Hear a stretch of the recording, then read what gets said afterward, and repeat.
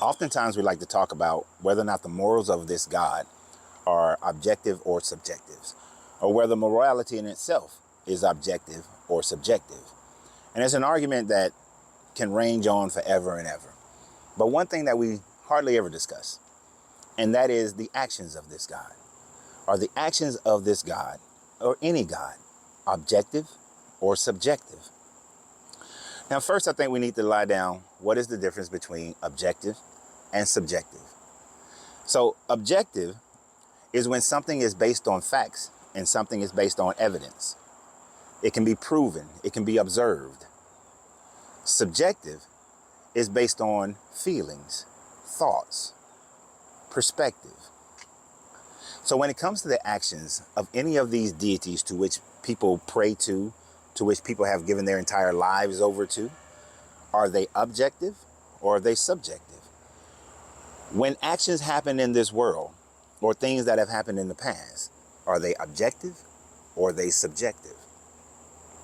You're driving down the street, a loved one, they get into a car accident, they die. Is it the will of this God that they died? Or why didn't this God save them? You're driving down the street, same loved one, they get into an accident, they don't die. Was it the will of this God that they didn't die in the accident? Is it objective or is it subjective? I think we all know the answer to it.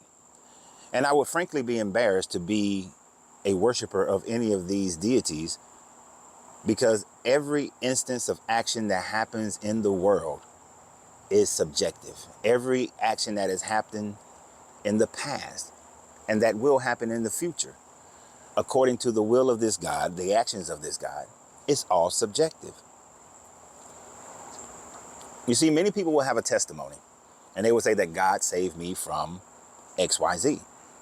I was, in a building. I left the building early. I don't know why, but something told me to leave the building.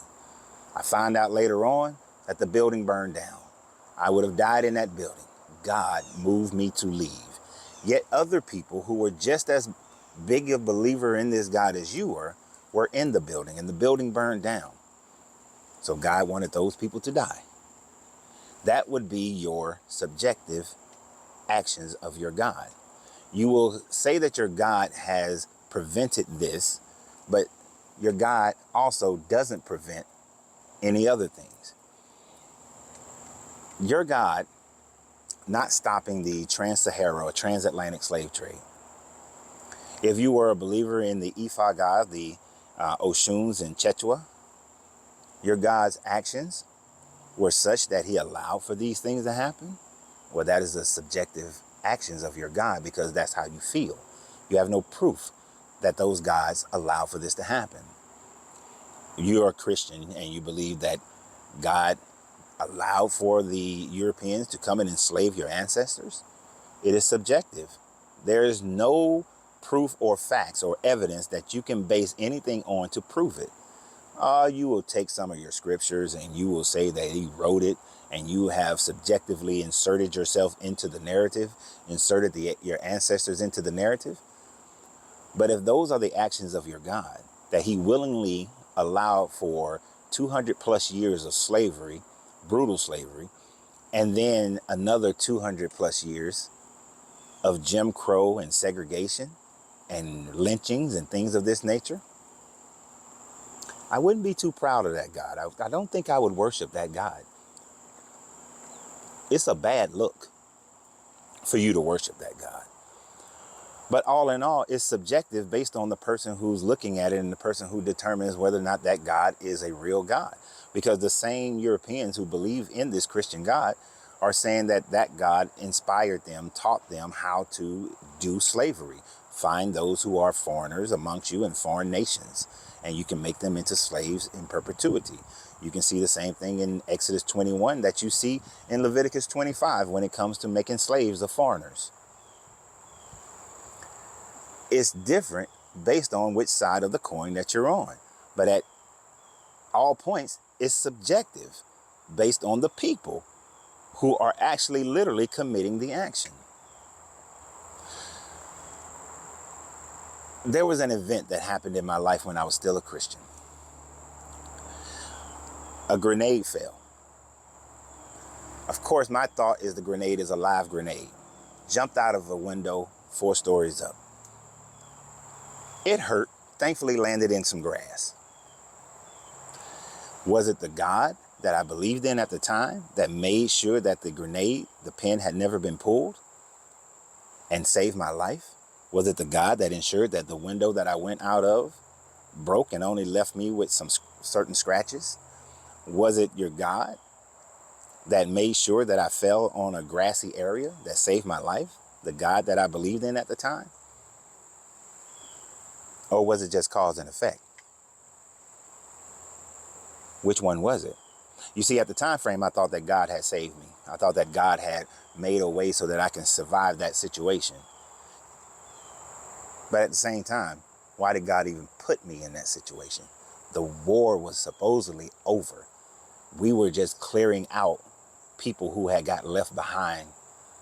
So why even put me in the situation? Why not prevent the situation from ever happening? Maybe my knees wouldn't be as bad as they are today. Maybe my back wouldn't be as bad as it is today if I was never in that situation to have to jump out of a window.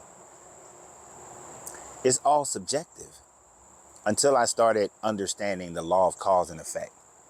The law of cause and effect is that there's no such thing as luck, chance, or miracle, and there is no divine God sitting up there Geppettoing my life, determining what's going to happen and what's not going to happen. That already knows the beginning and the end.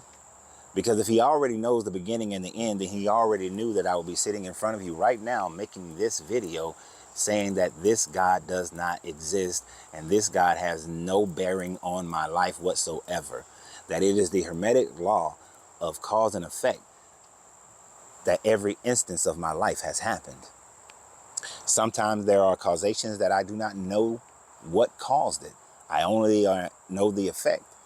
And in most cases, that is exactly what people who believe in these gods are experiencing.